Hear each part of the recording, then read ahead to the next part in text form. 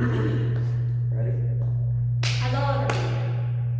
Hey gang, Mark and Tia coming at you. Today we are going to talk about lower body work, and there's a million things to talk about. We're going to break it down into one key component.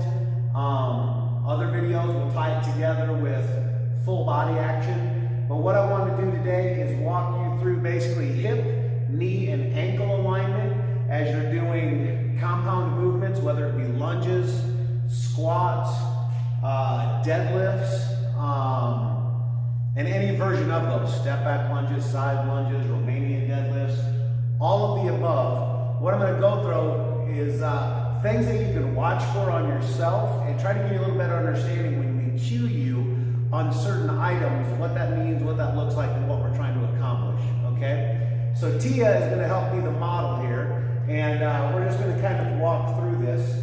So I'm going to have Tia pick a side. We're going to start with the lunge. Let me just step back here, behind that line, there we go. We're going to start with the lunge, and so I just got Tia in this comfortable stance, all right? I'm not going to get crazy on foot position and all that, but we're going to talk about the working leg, okay? We're going to talk about the working leg. Your leg is your hip, knee, and ankle, all right? Your knee is designed to stay right between the hip and the ankle. So what that means is your knee is not meant to be inside or outside that line, okay? Your ankle has mobility, moves all over the place. Your hip has mobility, moves all over the place. Your knee works on one plane. It works out and back. Your knee does not go side to side, okay? So that's going to be a key component of what we talk about. So as you watch Tia set up on her lunge, here's what we're looking for. The hip, the knee, and the ankle in a nice line, okay? Because we're doing a straight line motion here, okay? And let me come around real quick. Bingo. Here's what I'd like you to do, Tia. Is take your hip, stand up, go with that foot. All right? Step back into that lunge again. Bingo. Oh, not quite so deep. Bring that up. Bingo.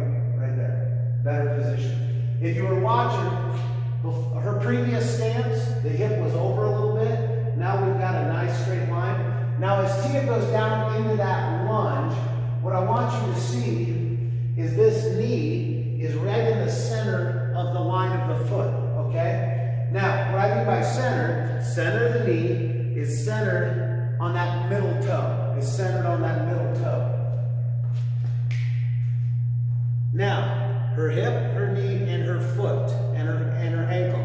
So as she presses back up, push right back up, boom. Now, here's what you'll see. Sometimes as we're learning the lunge, if we're new to training, we're just still trying to figure things out. If you go down, sometimes as you go down, you'll get a little wobble in the knee, okay? You'll get a wobble at the knee. That doesn't necessarily mean you don't have the strength or you don't have the ability to go down. We've got to train. If we haven't been doing lunges, our body's like, I don't know that I want to go any lower. So we've got to train ourselves to get down. You can do assisted. You can, if you got a chair to put your hands on, you can do assisted lunges, okay? But what you want to get away from is learning when to recruit, how to recruit, what muscles to use. And that all comes together the more we do, okay? We've got to do some before we need to worry about perfecting it, okay? Now, as Tia, go back down again, slow, bingo. You'll also see it sometimes as you come up out of the lunge, the knee, it might collapse in, it might push out. All of that, it can be an imbalance or it can just be learning what we're doing, okay? But the simple concept is if you're watching yourself in a mirror and when you lunge, we should be able to keep that alignment going down and up. If this knee is wanting to cave in and you can see it where now the knee is off the center line of the foot, we've got to learn what's missing so that we can get that to line back up. So let's take this into a simple squat, okay? So let's back up just right there, bingo. Squat. I'm not worried about stance right now. Comfortable position, all right? Comfortable position. It's going to be over hip width. It might be shoulder width, okay? Might be wider than shoulder. We're just going to find a comfortable spot. Now this same idea applies hip, knee, ankle. When you break down into this, okay, those are going to maintain in the line. So your knee needs to get on the center line of that foot. So as Tia breaks it down, just boom, stop right there. You're gonna see that the knee, first thing that happened is boom. As she broke the hips, boom, the knees widen a little bit so that now this knee is over the center line of that foot as she continues to sit down and back, bingo. So now, we've still got a straight line, except it's at an angle. We're not dead on to yet. That line is now coming out this way. Her hip, her knee, her toe, perfect alignment. We're posted right up. She presses up out of that. Boom. We're right back in alignment. Okay? Now, what happens is we'll get people that will squat. Start breaking it down. She'll squat. Stop right there. If you catch yourself, you'll see where knees cave in. Okay? The knee is now inside the foot. You're putting bad strain on that knee. All right? We'll see people squat, and this is their motion. No big deal, we can fix it. We just got to learn how to engage, and boom, get a better base, post up on top of that foot, and then we can get into that squat. If we go sumo squats, okay, same idea. So she's going to go sumo stance. She's going to go, or about there, out there. She's gone nice and wide. We're just refocusing what we're working on.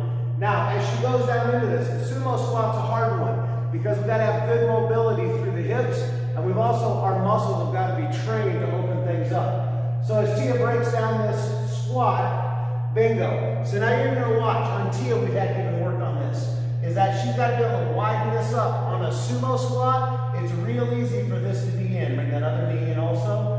And so right here, her foot is here, her knee is inside the foot.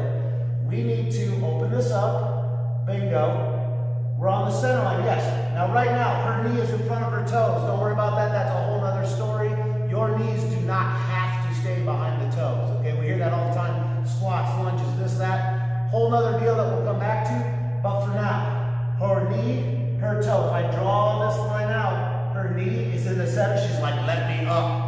Her knee's in the center. She's gonna squeeze inside and up and go up, boom, and that is just perfect, perfect work. What else are we missing there? Step back to the again. Same idea with step backs. If she were to set herself up for a step back, they're all the same. So if she does a step back lunge, same idea, boom, she's gonna sit back. But in that position, hip, knee, ankle, all right, are all solid, center line of the toe, straight up and in. Now, you watch her just pull herself up. So here's the great thing, you can watch yourself, you can, boom, if things get a little wobbly as you come up, you watch that. Most of that's number one, just learning how to get the right foundation and how to brace things in so that as you pull up, boom, everything's solid. Key thing though is once you're working, quality first, quantity second. You don't want to put a load on bad movement patterns, and by a load, I don't mean a load, I mean resistance. I used to be a load. Yeah, I did. Okay, still am kind of low. But you want quality first, quantity second. Once there's quality movement, we can start adding load to it, which is your quantity. And the quantity can be more reps, it can be more resistance, any of the above. But you definitely want to work on these kind of things. So that's the key component. Just make sure squats, lunges, whatever, that the hip, no matter what angle the feet are at, I don't care if the feet move out, then the hips are going to open a little more. We're still going to maintain this line from the hip, through the knees, through the center of that toe. Boom, we're posted up. You just don't want to get in the habit of boom. You ought to feel the weight. When you've got everything centered correctly, you feel weight over the entire foot, okay? You're going to feel weight on the outside, on the inside, on the heel, on the toes, okay? Boom. Brace it, brace it. We're solid in the base, hit the squat, and boom, press it back up. Perfect alignment. It's going to save you a lot of aches and pains and bad things in the future. That's what we got for you today. Good job.